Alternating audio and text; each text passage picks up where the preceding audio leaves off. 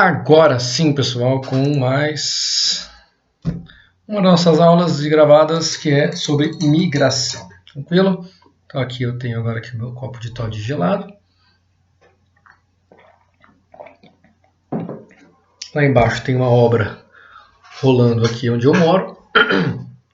Então se começar muito barulho eu vou pausar e continuo a gravação. Depois. É o jeito, né? Simbora. Atrás de mim aqui uma mapinha de Santa Catarina. Opa, aqui, né? Maravilha, que lugar. Vamos lá, pessoal, migração. Vamos falar sobre migração, principalmente as migrações internacionais, algumas definições de migração e algumas pegadinhas, algumas coisas que costumam aparecer nas provas. Como já comentei com vocês, migração é um assunto muito comentado por aí, tá? Costuma aparecer bem nas provas do Enem e nas provas de vestibular. Ele é muito fácil de ser atrelado com várias outras coisas. Dá para você atrelar com as pirâmides etárias, dá para você atrelar com indicadores de população, indicadores demográficos. Então, por ter essa facilidade de interação com outras coisas da geografia e de fora da geografia, migração aparece bastante e pode aparecer como um assunto interdisciplinar. Afinal, falando agora de atualidades, estamos passando aí pela pandemia do coronavírus, com certeza a migração pode ser um assunto que se relaciona com a pandemia. E eu vou explicar por quê no decorrer da nossa aulinha de migração. Vamos embora então, pessoal. Migração. Não custa nada lembrar daquela velha dica idiota do prof. Quanto mais idiota a dica, mais fácil vocês lembram, né? E aí a dica besta para vocês diferenciarem emigração de imigração. Ah, pessoal, lembrando que por que isso é importante? Bom, na aula de indicador demográfico eu já falei para vocês, inclusive de um exercício, que tinha uma tabela para tu falar do crescimento total da população, e ali tu tem que diferenciar o emigrante do imigrante, porque o emigrante está saindo do lugar e o imigrante está chegando naquele lugar. Tá? Qual é a dica idiota? Pensa que tu está no teu quarto, num momento zen, concentração individual, não trancou a porta, de repente tua mãe entrou. Quando ela entra, tu fala, minha mãe entrou. Ou tu fala, ferrou. Tu fala, se for uma pessoa normal, né? Então, minha mãe entrou. Ou seja, toda vez que tiver o na frente, é porque está entrando. Então, imigração, o migrante está entrando naquele lugar. Caiu fora a mãe. Então, emigrou é porque saiu, tá bom? Então, quando for o imigrante, ele chegou, o emigrante está indo embora. Pessoal, e aqui vale um asterisco. Bonito, ó. Agora eu tô craque em asteriscos no PowerPoint, né? Toda pessoa que migra é um migrante, sem I e sem E, tá? E todo o migrante, ele é as duas coisas. Ele é um emigrante e um imigrante. Então, eu dei para vocês o exemplo de mim mesmo. Eu fui um migrante algumas vezes já, né? Ou seja, eu já me desloquei de um lugar ao outro, tá? Por exemplo, quando eu saí de Curitiba e mudei para Jundiaí. Então, eu era morador de Curitiba, eu migrei para Jundiaí. Quer dizer que eu saí de Curitiba e entrei em Jundiaí. Então, eu fui um emigrante em Curitiba e um imigrante em Jundiaí. Então, todo migrante é um emigrante em um lugar e um imigrante em outro lugar, tá bom? Ninguém é uma coisa só, a não ser que você tenha sido feito do pó ali. Aí você surgiu do nada, aí você não emigrou de nenhum lugar, né? Você só imigrou. Mas como isso não está aqui sendo discutido, todo mundo sai de um lugar e vai para outro. Então todo migrante ele é emigrante de onde ele saiu e ele é imigrante aonde ele chegou, tá bom? Meios de transporte é um assunto para o terceiro ano discutir, muito relacionado com globalização, mas claro que tem relação com migração, que também pode ser atrelada com globalização.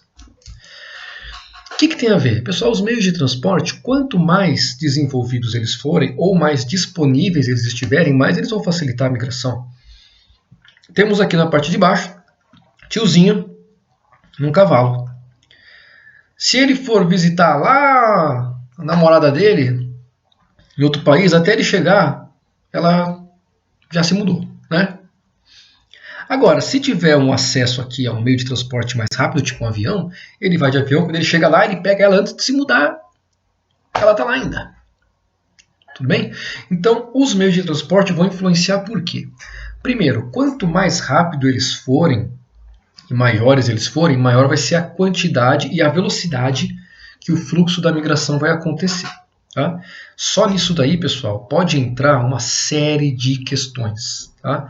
Por exemplo, na quantidade de pessoas migrando ou na quantidade de fluxo de migração, você pode falar de misturas culturais, de diferentes etnias entrando em contato, gerando, por exemplo, algum fenômeno de xenofobia, quando a migração é muito intensa.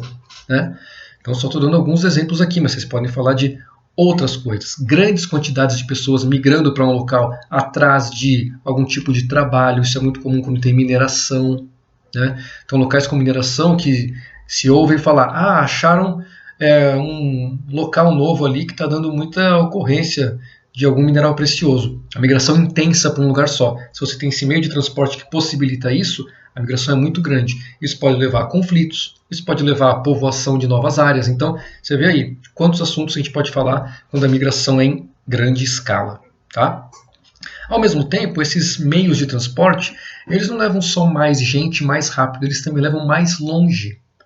Então, para isso, a gente tem aqui dois mapinhas muito interessantes. Um de 1881, partindo de Londres, que é essa bolinha vermelha aqui, a setinha está apontando, quanto tempo a partir de Londres, com o meio de transporte mais top da época, você conseguia viajar ao redor do mundo. Então vamos lá.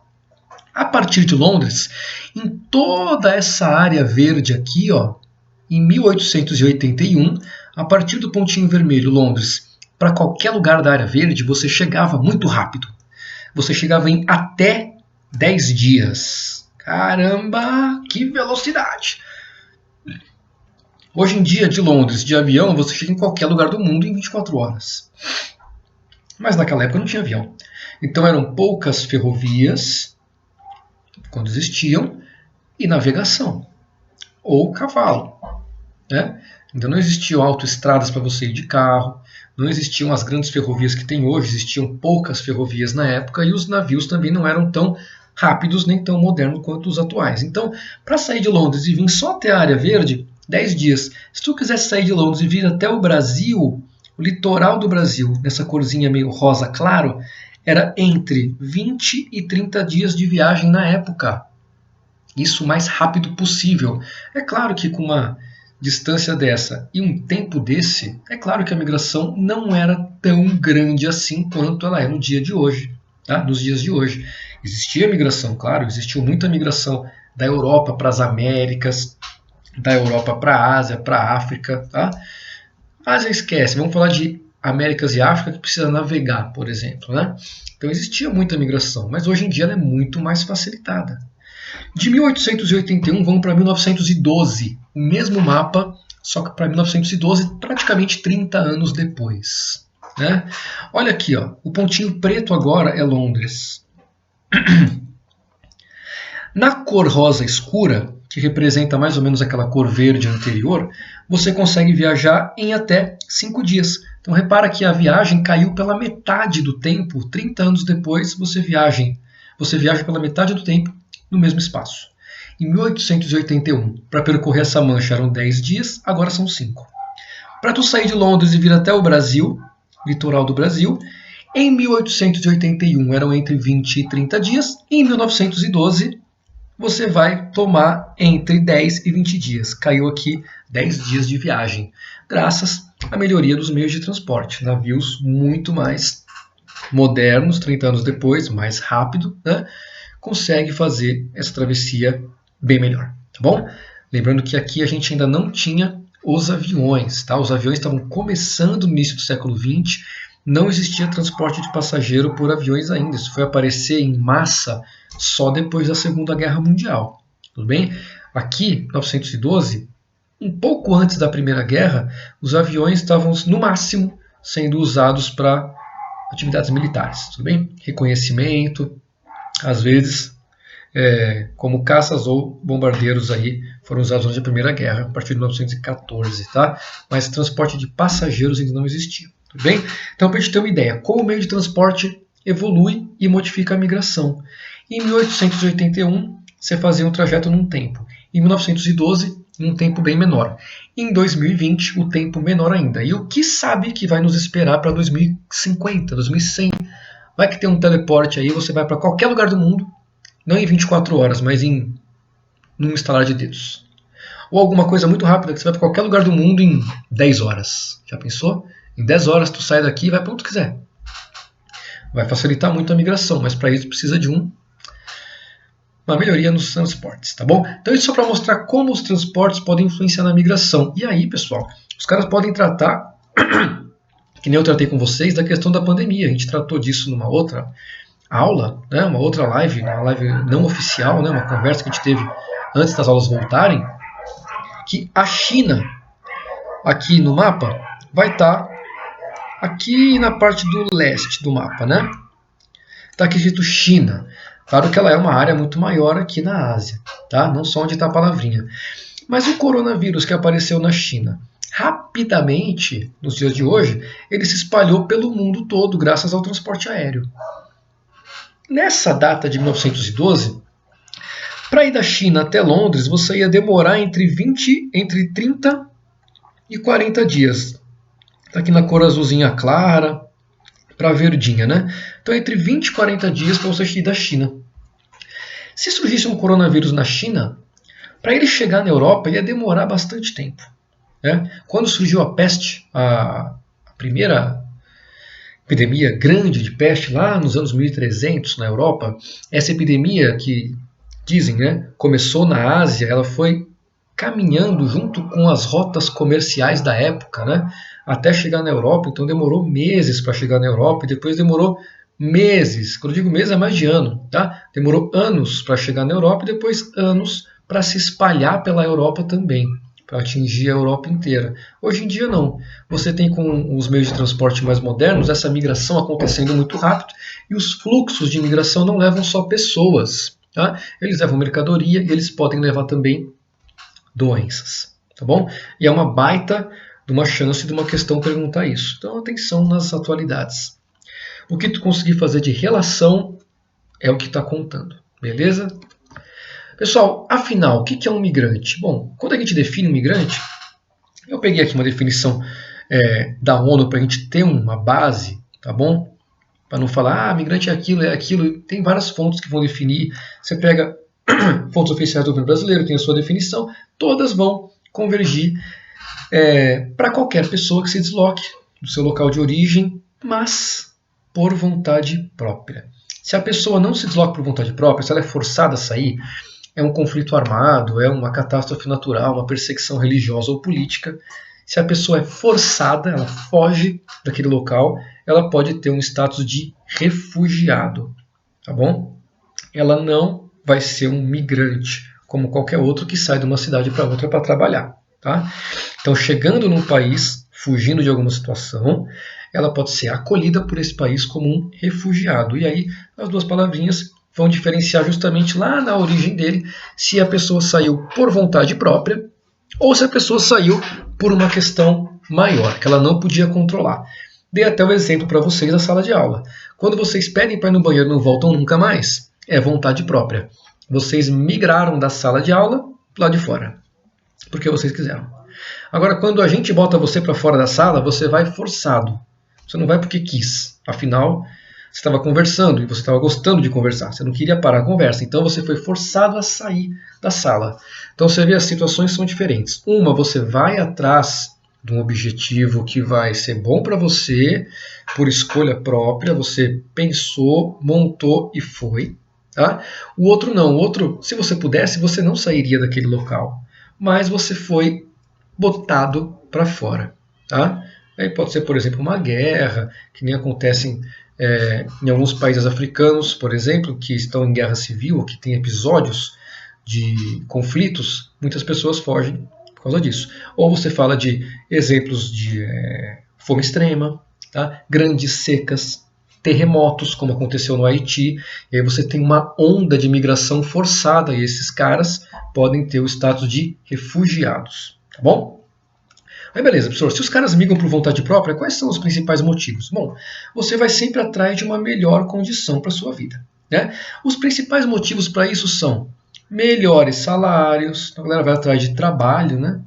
Trabalhos melhores, tá? O pessoal vai atrás de educação, por exemplo, passei no vestibular, mudei para outro estado, né? Isso aconteceu comigo, isso acontece com várias pessoas. Então, educação é um outro exemplo. Você pode migrar porque está com saudade da sua mamãe, motivos pessoais ou motivos familiares, né? De repente a sua esposa, seu namorado, seu sei lá quem, arranjou um emprego em outro lugar, ela vai, ele vai, você vai junto, acompanhando a família, não porque você arranjou um emprego também. Bem? Outro exemplo, tratamento de saúde.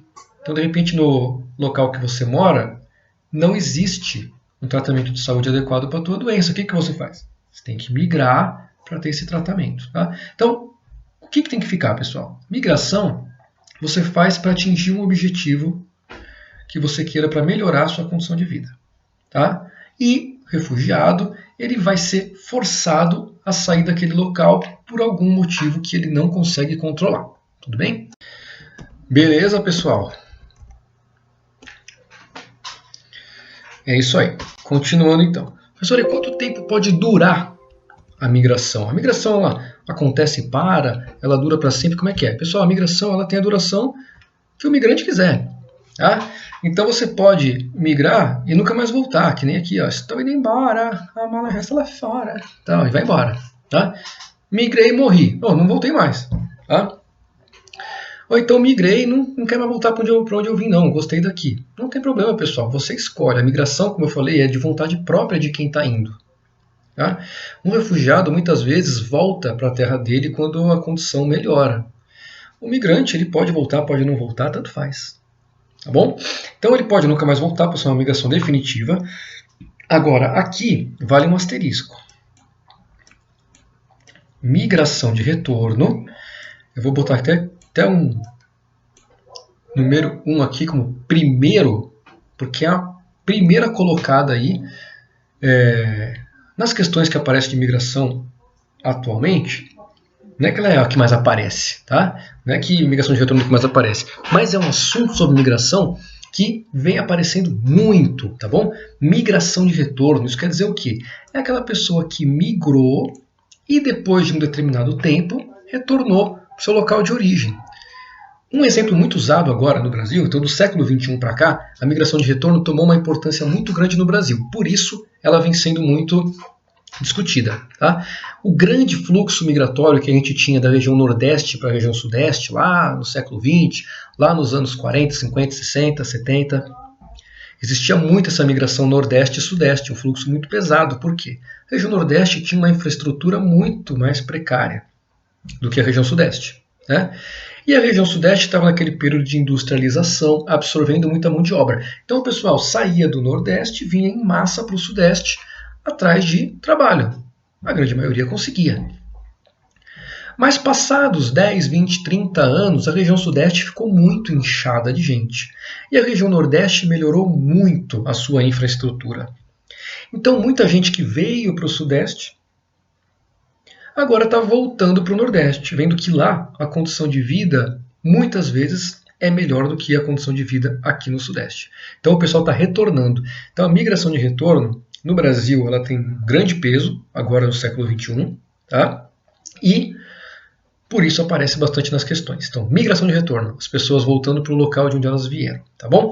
E aqui na parte de baixo, eu vou botar um asterisco como segundo colocado aqui do nosso slide, importância de migração, que é a migração pendular. É como se fosse uma migração de retorno, mas muito rápida. Por isso chama pendular, tipo um pêndulo, fica indo e voltando, né? Relógio de pêndulo, que ninguém conhece mais, porque nem na casa das avós existe mais relógio de pêndulo. Né? Mas o pêndulo tem essa característica de ir e vir. Então a migração pendular é uma migração de curto prazo. Quem estuda no Instituto Federal faz isso muito. Né? Geralmente o Instituto Federal é numa cidade e os alunos, muitos, vêm de cidades que estão em volta. Então você sai da sua cidade, vai estudar e volta para a sua cidade para dormir. Então essa é a chamada migração pendular. Você também pode morar numa cidade e trabalhar em outra. Vai e volta todo dia, migração pendular. Isso é muito comum em áreas metropolitanas. A gente mora aqui muito próximo à área metropolitana de São Paulo. Então, São Paulo como a cidade central, a metrópole central, e todas as cidades em volta de São Paulo. Muitas pessoas moram nas cidades em volta de São Paulo, como aqui em Jundiaí. O pessoal mora em Jundiaí, mas vai para São Paulo trabalhar todo dia, ou vai para Campinas trabalhar todo dia, vai e volta. Então você tem as cidades chamadas cidades dormitório, onde o pessoal dorme, e as cidades que têm as atividades, a concentração dos serviços, né? No nosso caso, São Paulo, por exemplo, é a que mais concentra aqui na nossa região. Tá bom? Então a migração pendular é você ir e vir diariamente para realizar alguma atividade. No caso da região de São Paulo, Jundiaí, onde nós estamos, ela tem uma grande representatividade. Beleza? Migração internacional, e tem esse mapinha aqui, pessoal. Esse mapinha ele é do ano de 2010, tá? Ou seja, os dados deles são de no máximo até 2010. Mas ele é bem interessante, existem alguns mais atuais, mas a dinâmica não mudou, tudo bem? E ele é bem interessante porque ele tem as cores do IDH de fundo. Então isso facilita até a nossa análise, tá? O que ele mostra aqui pra gente? Ele mostra as setinhas vermelhas aqui no mapa, elas são a direção do fluxo migratório. Quanto mais grossa for a seta, mais gente naquele fluxo, naquela direção. As bolinhas roxas são as migrações internas dentro daquele continente. As bolinhas roxas têm um númerozinho, está em milhões de pessoas, de imigrantes, e as setinhas também têm um númerozinho que está em milhões de pessoas. Tá bom? Então vamos lá fazer umas análises rápidas. A gente consegue ver rápido aqui que existem alguns polos de atração que atraem imigrantes e alguns polos que expulsam os migrantes. Né? Sem levar em consideração as cores do mapa, esquece as cores, pensa que era tudo de uma cor só. Quais seriam os polos de atração? Por exemplo, América do Norte, ó, é um grande polo de atração. Você vê setas indo em direção à América do Norte, setas grossas, ou seja, são vários fluxos e fluxos muito volumosos. Europa, outro polo de atração. Você vê uma seta volumosa aqui, ó, da África, você vê uma seta volumosa aqui da América do Sul, da Ásia, né? É um polo de atração. Tá? Por que esses locais são polos de atração? Porque são locais desenvolvidos socialmente e economicamente. Então eles atraem tanto para empregos formais quanto para empregos informais ou simplesmente pela melhoria da qualidade de vida. Então são locais que atraem pessoas do mundo inteiro. E aí o volume de imigração para esses locais é alto. Então esses locais eles têm uma proporção de imigrantes, porque são pessoas entrando, por isso imigrantes, eles têm uma proporção considerável em sua população. Tá bom? Ao contrário, tem os locais que expulsam os migrantes. Não quer dizer que eles mandam a galera para fora, não. Entre entrada e saída, a maioria da migração é de saída. Por exemplo, continente africano. Tá? Você tem aqui a seta indo em direção à Europa, mais grossa, em direção à Ásia, grossa também, mas as setas que entram no continente africano elas são fininhas. Por que isso acontece? O continente africano, em sua maioria, principalmente os países da região central da África, eles têm um desenvolvimento social e econômico muito baixo, comparados com os países europeus ou da América do Norte. Então não são países que as pessoas sonham em morar. Não são países que atraem. Pelo contrário, as populações de lá, elas saem, quando elas têm condição, elas saem para outros lugares. Tá? Nossa, professor, então por que não tem muito mais seta saindo da África para os outros lugares do mundo? Pessoal, para você viajar também você tem que ter uma condição. Né? Então as setas saindo da África para a Europa e para a Ásia, elas são um pouco maiores porque existe a proximidade. Tudo bem? Tanto para a migração legal quanto para a ilegal. Tá bom? Agora, da África para a Oceania ou da África para as Américas é mais dificultado por causa dos oceanos no meio do caminho. Certo? Então, locais que atraem, locais que favorecem a saída das pessoas, e a América do Sul que fica meio que no meio do caminho. Né? A América do Sul tem uma grande saída em direção à América do Norte, justamente que a América do Norte atrai, né? E a América do Sul, comparado com a América do Norte, o desenvolvimento é muito menor, tudo bem? Tem uma saída para a Europa, uma saída para a Ásia também considerável, certo? Quando a gente fala de migração indo para a América do Sul, também não é tão grande assim. É um pouco maior do que no continente africano, mas também não é um grande polo de atração. né? Quem vem para a América do Sul, da América do Norte, da Europa, geralmente ou tem um motivo para vir, né? Já tem algum tipo de trabalho, ou tem algum familiar. Não é aquele motivo de, eu vou lá pelo meu sonho de melhorar de vida. Claro que pode ter alguém que vem com esse motivo para cá, mas com certeza é em número muito menor do que as pessoas que saem daqui em direção à América do Norte ou Europa. Tá bom? E Oceania. Oceania, pessoal, é um continente muito afastado. Então, por mais que tu tenha lá países com bons índices de desenvolvimento social e econômico, principalmente social, né? Nova Zelândia, por exemplo, Austrália, por mais que eles estejam bem posicionados no IDH, para chegar lá é um baita de um trabalho, além de ser muito caro. Então, a migração em direção à Oceania não é tão grande assim. Tá? Da Europa se destaca um pouco mais, pela condição econômica dos europeus que têm essa possibilidade de viajar e até pelas descendências, né? Pelas ligações na época da colonização Europa-Oceania, pelas ligações que tem até hoje, inclusive, com a Grã-Bretanha. E da Ásia, que é um pouco mais próximo, então você tem um fluxo um pouco maior. Dos outros continentes todos são as setas muito fininhas. Tudo bem? As cores ajudam a gente a interpretar isso, porque elas mostram o IDH. Então, quanto mais verde escuro, maior é o IDH. Então, no caso aqui, América do Norte, Canadá e Estados Unidos, verde escuro. A Europa é praticamente inteira da cor verde escura, tá? Praticamente inteira. Alguns países estão na cor verde clara, poucos na cor desse verde um pouco mais clarinho, tá? Mas a bolinha aqui de imigração interna, ela está cobrindo a Europa, né? Mas então, os locais com esse verde mais escuro têm um IDH mais alto. O IDH é o Índice de Desenvolvimento Humano, vai mostrar justamente os países com um desenvolvimento social e econômico mais elevado. E aí, claro, são os países que atraem. Na outra ponta do nosso iceberg do IDH, temos aqui os menores IDHs, com a cor laranja clara, laranja escura, concentrados no continente africano e no sul da Ásia, sul-sudeste da Ásia. Tá? São locais que, se tem um baixo desenvolvimento humano, quer dizer que tem um desenvolvimento social e econômico baixo, eles não vão atrair as pessoas, pelo contrário, eles vão expulsar. Tá?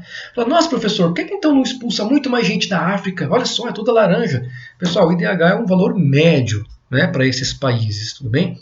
Dentro desses países existem áreas urbanas com bairros que têm IDHs mais altos. Mesmo alguns países da África têm IDHs mais altos, principalmente no norte da África. Vamos Maghreb, né? Pega os países árabes da África, né? E no sul da África. E o maior representante é a África do Sul. Tá bom? Você pode ver também que as migrações internas na África não são tão grandes. Apesar do continente africano ter uma grande população, por que eles não migram mais então internamente? Pessoal, outra coisa que vai influenciar na migração é a infraestrutura, né? Então você vê, Europa. O continente europeu tem uma população menor do que o continente africano. Por que tem tanto mais imigração dentro da Europa do que na África?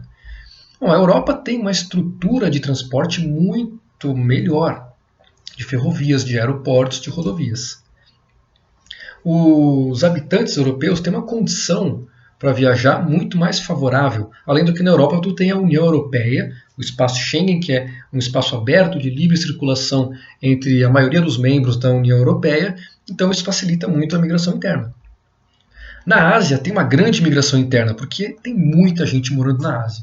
Se no mundo tem um pouco mais de 7 bilhões de pessoas, né, só na Ásia você tem, só com China e Índia, quase 3 bilhões de pessoas só em 2 países. Então você tem, só em 2 países, quase 1/3 da população mundial. Então é claro que se uma parte pequena desses países migrar, é muita gente já. Eu quero dizer uma coisa, né? O continente asiático, como é muito populoso, a migração nele acaba sendo em grande quantidade pela grande população, porque não são em todos os países asiáticos que tu acha uma grande infraestrutura de transporte também. Você acha isso no Japão, Coreia do Sul, partes da China, partes da Índia. Tá? Agora, alguns países têm uma estrutura bem menor, mas pela quantidade de população, a Ásia tem um grande fluxo migratório interno. A África, por ter carência nessa infraestrutura de transporte, mesmo com uma população grande, o fluxo migratório ele é dificultado. Além do mais, além de ser dificultado na velocidade de deslocamento, na quantidade também, né? Muitas vezes os grandes fluxos migratórios acontecem a pé, até os dias de hoje. Tá? América do Sul, você não tem nenhum grande polo de atração. Você tem o Brasil, que é a potência regional econômica, né? Mas não é um grande polo de atração a ponto de movimentar uma migração maciça dentro do nosso subcontinente aqui, da América do Sul, tá bom? Então você tem uma migração interna entre os países. Muitas vezes essa migração ela é incentivada por alguns acontecimentos pontuais, por exemplo, na Venezuela. Atualmente, né, há alguns anos, a Venezuela passa por algumas dificuldades grandes econômicas e sociais, em parte pela administração do governo, em parte por sanções internacionais. E é claro que isso faz a população venezuelana circular. Alguns saem como refugiados, alguns saem como migrantes. Tudo bem. Quando melhorar a situação na Venezuela, você não vai ter um grande motivo para botar o pessoal para fora e nem um grande país que vai atrair as pessoas, eles tendem a ficar no seu lugar. Então a migração não é muito grande na América do Sul por causa disso. A América do Norte menor ainda. Tu tem aqui Canadá, Estados Unidos e dá para considerar o México como América do Norte. Entre Estados Unidos e México tem um muro, grande parte da fronteira, ou seja, controlado, dificulta muito a migração. Entre Estados Unidos e Canadá existe uma troca, né? As fronteiras são praticamente abertas, existe uma troca de população. Mas não é uma troca tão grande assim, porque Canadá já tem ótimas condições, Estados Unidos já tem boas condições.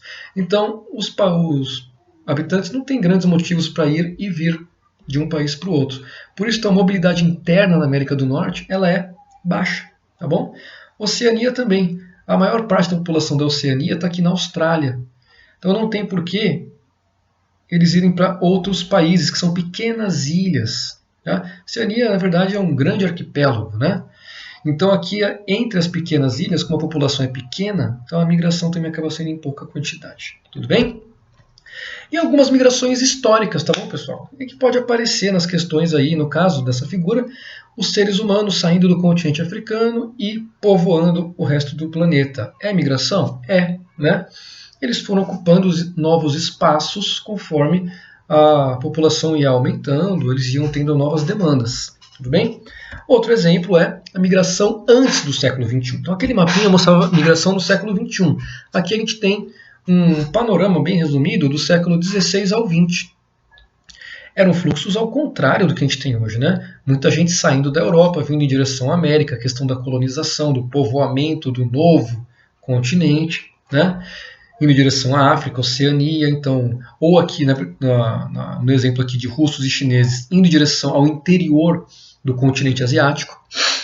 Por que eu estou falando isso, pessoal? Porque os fluxos de migração eles mudam com a história. Então, hoje em dia, a gente tem centros de atração. No passado, a gente tinha outros centros de atração, outros centros que expulsavam por outros motivos. Tá? Então, esses motivos eles vão mudando conforme a história. Beleza? E esse último mapa aqui, migração de judeus na Alemanha, emigração de judeus. Isso aqui, pessoal, ó, vai mostrar a emigração de judeus. E repara aqui embaixo. Ó, além disso, né? Dezenas de milhares de judeus refugiados foram para outras regiões. Então, quando a gente fala aqui o assunto dos judeus pré-Segunda Guerra Mundial e durante a Segunda Guerra Mundial, ele é bem complexo porque envolve migração, são as pessoas saindo da Alemanha, indo para outros lugares por vontade própria, tudo bem? E envolve também pessoas fugidas por perseguição. Então você pode ter tanto a migração dos judeus e você também tem a parte importante dos judeus refugiados, tudo bem? Israel não existia na época ainda. Israel foi fundado depois da Segunda Guerra Mundial, tá? Então muitos judeus têm uma setinha aqui importante que vai da Alemanha em direção à região da Palestina. Então, a Palestina é uma região que já existia antes de Israel ser fundado, atraiu muitos judeus porque culturalmente e historicamente eles são ligados a essa região. Tá bom? Então, pessoal, espero que vocês tenham aproveitado. São informações gerais sobre migração internacional, principais motivos, né, causas e algumas informações sobre migração. Lá no começo, algumas definiçõezinhas. Tá? Próxima aula a gente fala sobre migração no Brasil. Tem os textos de apoio para vocês. Qualquer dúvida, estamos aí. Chat toda quarta-feira das 14 às 15 e o nosso grupo de WhatsApp para atendimento. Beleza? Então, mais uma vez, foi um prazer aí. Tchau. Nos vemos na próxima. Um brinde de Todd para todo mundo.